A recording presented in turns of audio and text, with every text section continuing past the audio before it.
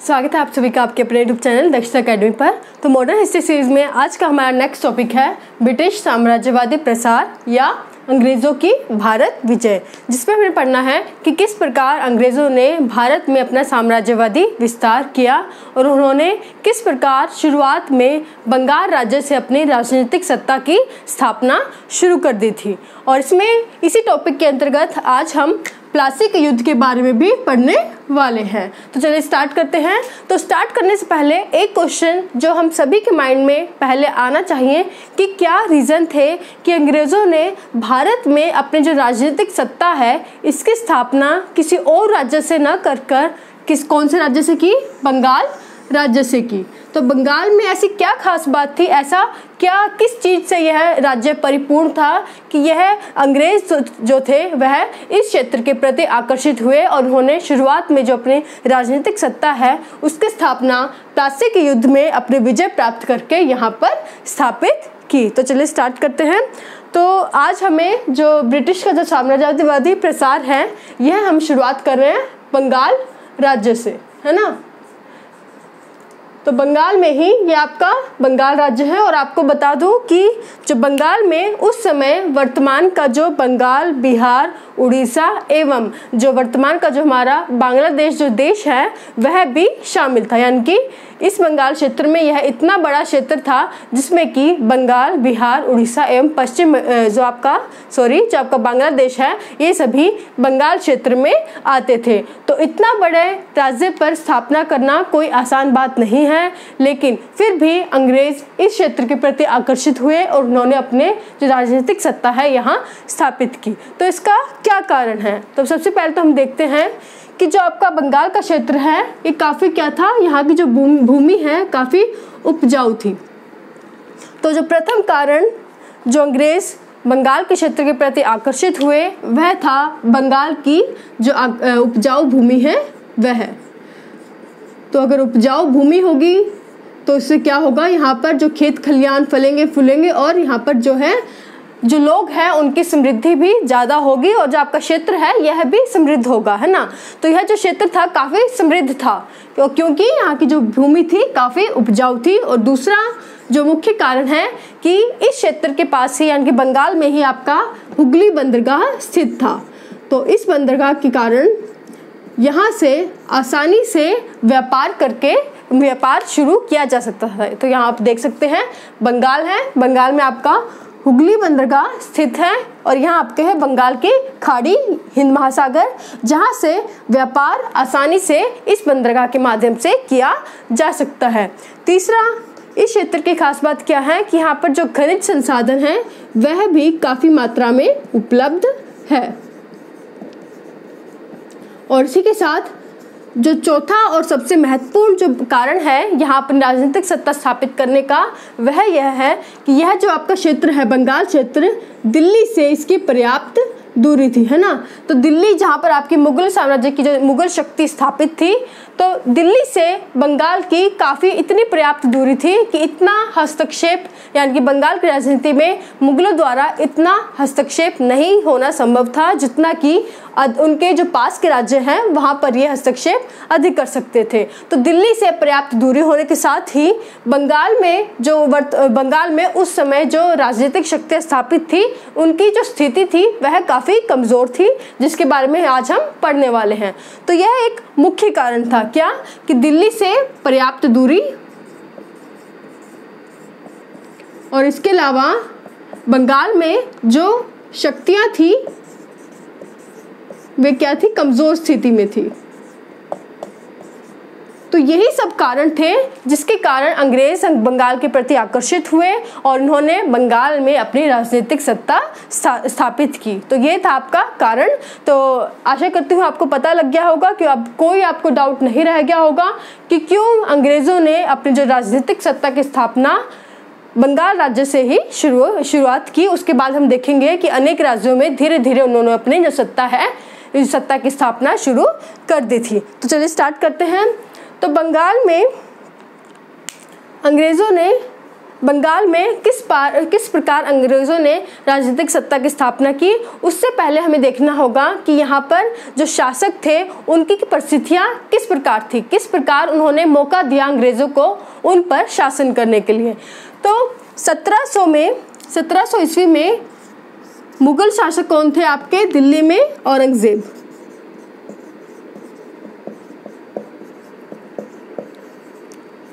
औरंगज़ेब ने 1700 ईस्वी में बंगाल में मुर्शिद कुली खां को, यहाँ देख लीजिए, तो बंगाल में मुर्शिद कुली खां को नवाब बनाया। ठीक है, तो औरंगज़ेब ने 1700 ईस्वी में मुर्शिद कुली खां को बंगाल का नवाब बनाया और जो बंगाल का उस समय जो सूबेदार था वे कौन थे? अजीमुशान।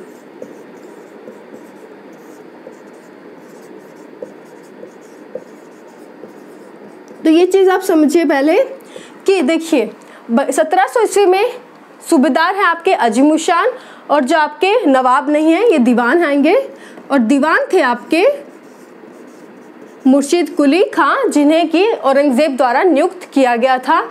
लेकिन सूबेदार अजीमुशान चूँकि आपके दरबारी व्यक्ति थे, यानी कि जो आपके राज परिवार से संबंध रखते थे, तो अजीमुशान चूँकि राज दरबार से संबंध रखते थे इसलिए ये अधिकांश समय अपना जो है दिल्ली में ही व्यतीत करते थे। तो अजीमुशान अपना अधिकांश समय दिल्ली में ही व्यतीत करते थे, इसलिए जो बंगाल की वास्तविक शक्ति थी वह बंगाल के दीवान के पास अर्थात मुर्शिद कुली खां के पास ही थी। इसलिए ही मुर्शिद कुली के पास ही जो बंगाल के सूबेदार की जो अधिकार शक्तियाँ थी या फिर जो निर्णय लेने होते थे वे सभी निर्णय मुर्शिद कुली खां ही लेते थे। तो ये थोड़ा ट्विस्ट है यहाँ पर कि सूबेदार चाहे अजीमुशान थे लेकिन जो दीवान थे वहाँ के मुर्शिद कुली खां ये क्या करते थे, बंगाल की सभी शक्तियाँ थी उनके पास थी और साथ ही सभी निर्णय भी आपके मुर्शिद कुली खां ही लेते थे।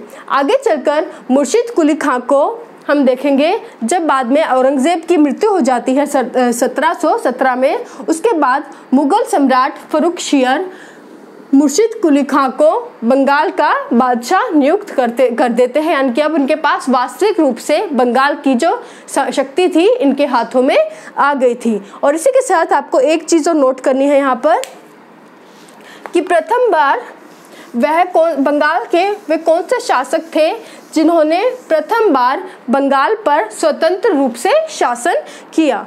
तो औरंगज़ेब की मृत्यु के बाद जो मुगल सम्राट फर्रुखशियर ने जो बंगाल के जो स्वतंत्र शासन करने के लिए मुर्शिद कुली खां को अधिकृत कर दिया था। तो मुर्शिद कुली खां वह प्रथम शासक थे बंगाल के जिन्होंने प्रथम बार स्वतंत्र रूप से बंगाल पर शासन किया था। तो ये चीज़ आपको याद रखनी है क्योंकि पूछा जा सकता है कि प्रथम बार बंगाल पर स्वतंत्र रूप से शासन करने वाले थे आपके मुर्शिद कुली खां और इसके लिए इन्हें अधिकृत किया था आपके फर्रुखशियर ने 1717 में औरंगज़ेब की मृत्यु के बाद। तो ये था थोड़ा सा मुर्शिद कुली खां के बारे में। अब हमें देखना है कि मुर्शिद कुली खां ने क्या क्या सुधार किए थे बंगाल की राजनीति में। तो मुर्शिद कुली खां के द्वारा जो मुख्यतः आपके सुधार किए गए थे वे थे आपके राजस्व सुधार। तो राजस्व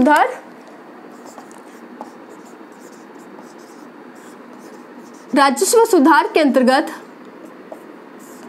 मुर्शिद कुली खां ने सबसे पहले हम देखेंगे कि छोटे जमींदारों के विरुद्ध काम किया है ना। तो छोटे जमींदारों के साथ उनके साथ मिलकर कुछ काम नहीं किया, मतलब उनकी जो रणनीति अपनाई गई वे उनके विरुद्ध ही अपनाई गई। तो छोटे जमींदारों के प्रति ये विरोध के क्रम में इन्होंने कार्य किया।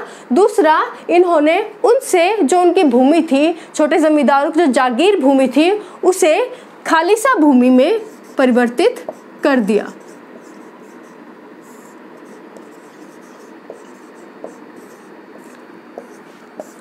खालिसा भूमि क्या होती थी? ये अब राजकीय भूमि होगी, है ना।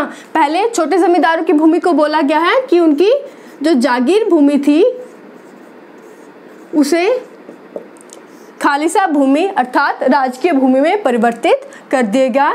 अब हमने देखा कि छोटे जमींदारों के तो ये हमेशा विरोध में रहे, लेकिन पक्ष में किसके रहे? बड़े जमींदारों के। क्यों? क्योंकि बड़े जमींदारों के माध्यम से इन्होंने भू राजस्व की प्राप्ति की, यानी कि भू राजस्व की प्राप्ति और जो निगरानी में भी सहायक इनके बड़े जमींदार रहे, और इसीलिए उन्होंने जो मुर्शिद कुली खां ने बड़े जमींदारों का मतलब उनसे उनकी भूमि कोई छीनी नहीं, उनका सहयोग ही प्राप्त किया, और इसलिए उनको जो बड़ी बड़ी उनकी भूमि थी, जागीर भूमि, उन्हें राज्य में मिलाया नहीं। तो छोटे जमींदारों को हमेशा विरोध किया गया।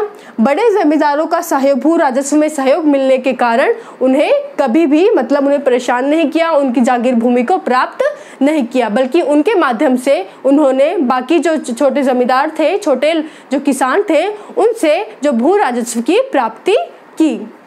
उसके अलावा देखते हैं कि मुर्शिद कुली खां जो है, इन्होंने अपनी जो राजधानी थी वह कहाँ स्थापित की? ढाका से मुर्शिदाबाद। तो ये चीज़ आपको मुख्य रूप से याद रखनी है कि मुर्शिद कुली खां के द्वारा जो राजधानी थी वह ढाका से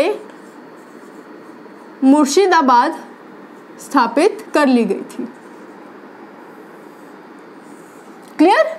तो ये था मुर्शिद कुली खां के बारे में, जो बंगाल के प्रथम, हमने देखा है प्रथम जो आपके सूबेदार थे। और इन्हीं के शासन के समाप्ति के साथ ही बंगाल में जो वंशानुगत शासन था वह आरंभ हो गया था। और अब बंगाल में हमें पता है, मैंने शुरुआत में आपको बताया था कि मुर्शिद कुली खां असल में जो बंगाल के वे क्या थे? वे वहाँ के दीवान थे।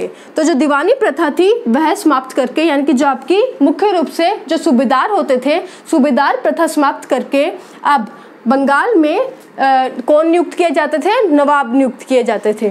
तो जैसे ही मुर्शिद कुली खां के साथ ही बंगाल में सूबेदार नियुक्त होने समाप्त हो गए, और अब कौन नियुक्त किए जाते थे?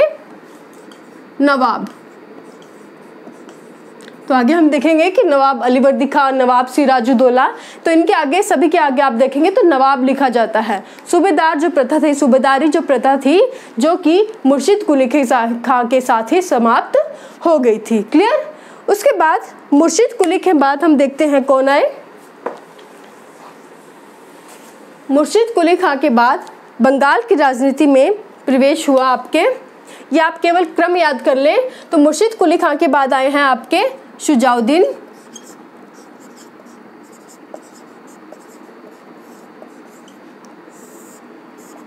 और फिर उसके बाद आए हैं आपके सरफराज खां।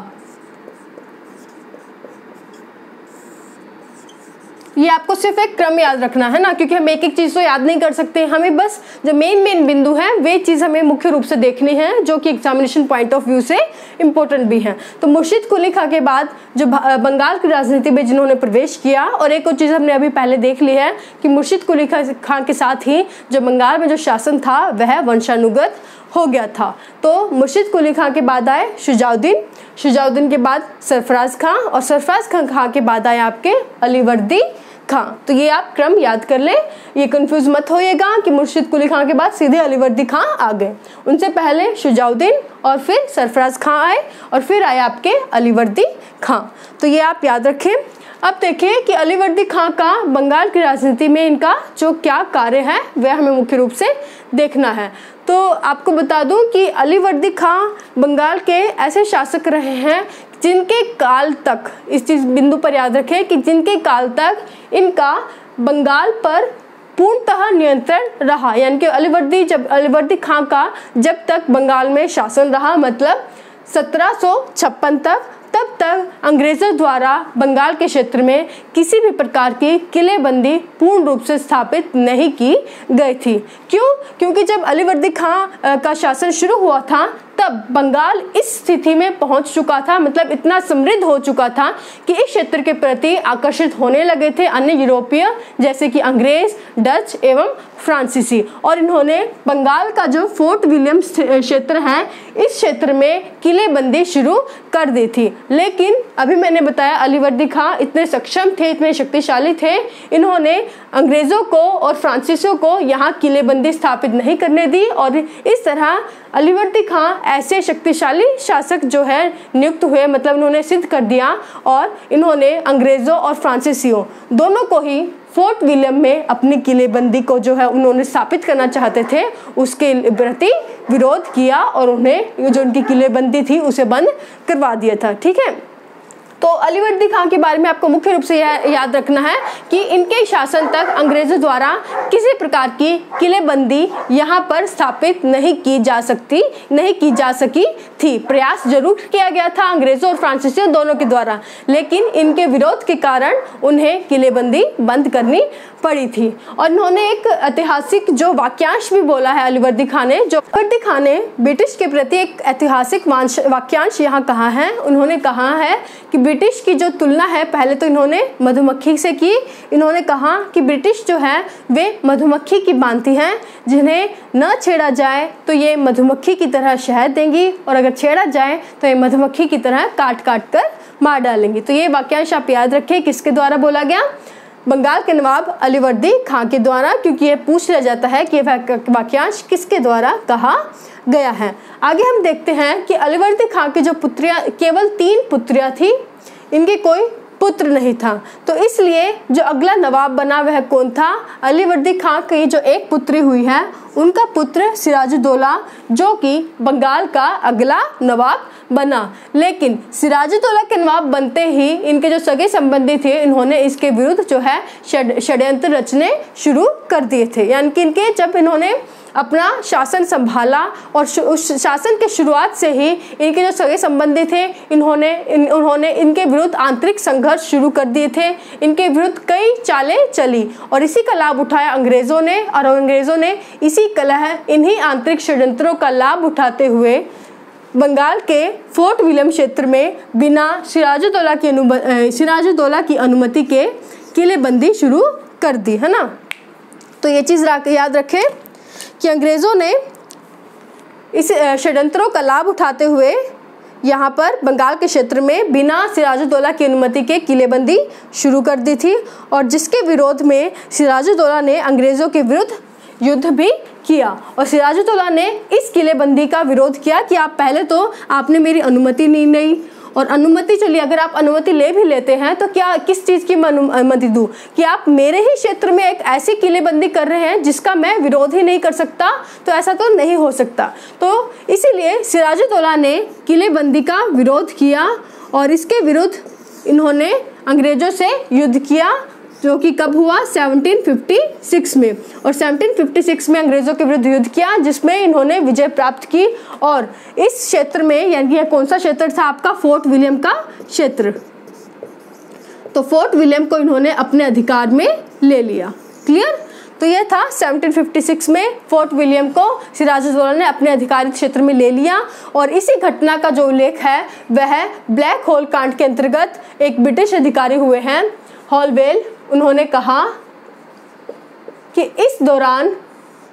इस घटना के दौरान जो सिराजुद्दौला है, इन्होंने 146 ब्रिटिश अधिकारियों को एक छोटी कोठरी में बंद कर दिया, जिसमें कि सुबह केवल 23 अधिकारी ही जिंदा बचे। पहले तो यह जो घटना है, जो विवरण है, काफ़ी अतिशयोक्तिपूर्ण लगता है ना, क्योंकि पहले तो ये जो कोठरी बताई गई है यह इतनी छोटी थी, लगभग 18 फुट लंबी और 14 फुट चौड़ी। तो इतनी सी छोटी सी कोठरी में 146 लोगों का आना पहले तो असंभव है। और उसमें से जिंदा बचे 23, जो कि सुबह 23 जिंदा बचे, जिसमें से स्वयं हॉलवेल भी एक थे। तो यह जो वाक्यांश है, इस वाक्यांश को कहा गया है ब्लैक होल कांड। ये हम तो सिर्फ वाक्यांश कहेंगे क्योंकि हमें नहीं पता कि यह पूर्ण रूप से सच्चाई है या फिर नहीं, लेकिन आपको पता होना चाहिए कि ब्लैक होल कांड का जो विवरण है वह ब्रिटिश अधिकारी हॉलवेल के द्वारा किया गया, जिसके अंतर्गत उन्होंने कहा कि 146 ब्रिटिश अधिकारियों को सिराजुद्दौला ने एक छोटी सी कोठरी में बंद कर दिया था, जिसमें से सुबह केवल 23 ही जिंदा बचे। तो ये था ब्लैक होल कांड के बारे में।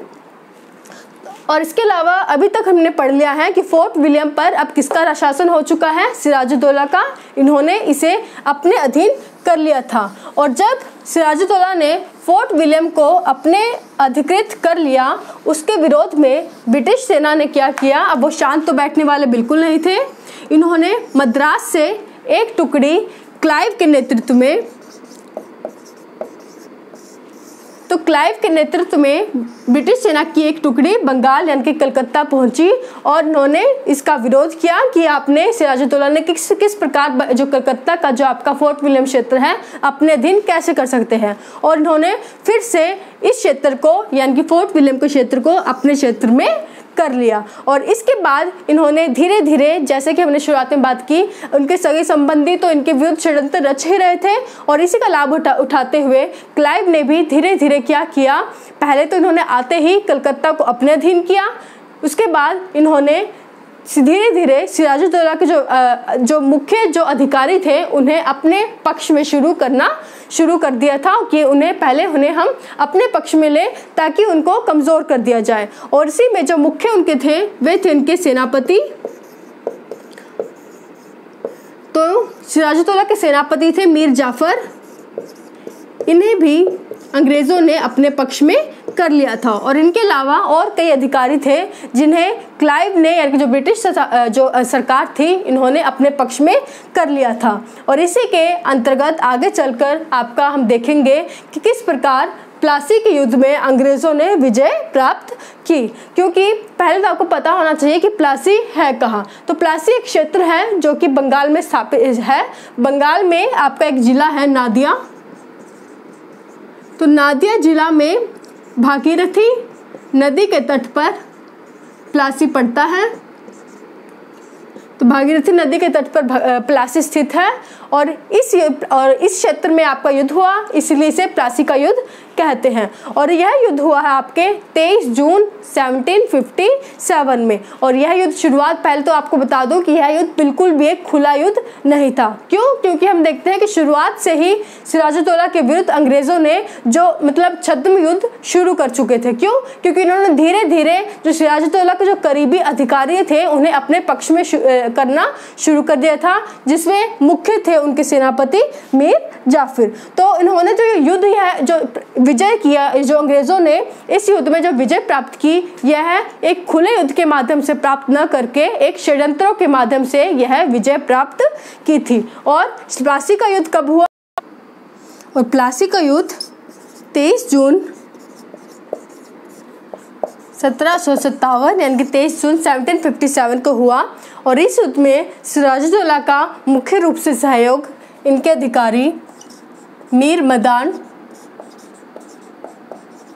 एवं मोहनलाल द्वारा दिया गया, जो कि युद्ध में वीर गति को प्राप्त हुए। और सिराजुद्दौला युद्ध के मैदान से भाग खड़े हुए और ये भागकर मुर्शिदाबाद पहुँचे, जहां मीर जाफर के पुत्र ने इनकी हत्या कर दी थी। तो ये था पूरा आपका ब्रिटिश साम्राज्यवादी प्रसार, जो कि कहाँ से आरंभ हुआ, बंगाल राज्य से आरंभ हुआ। और कौन कौन से नवाबों ने यहाँ पर शासन किया उसके बारे में हमने पढ़ा है।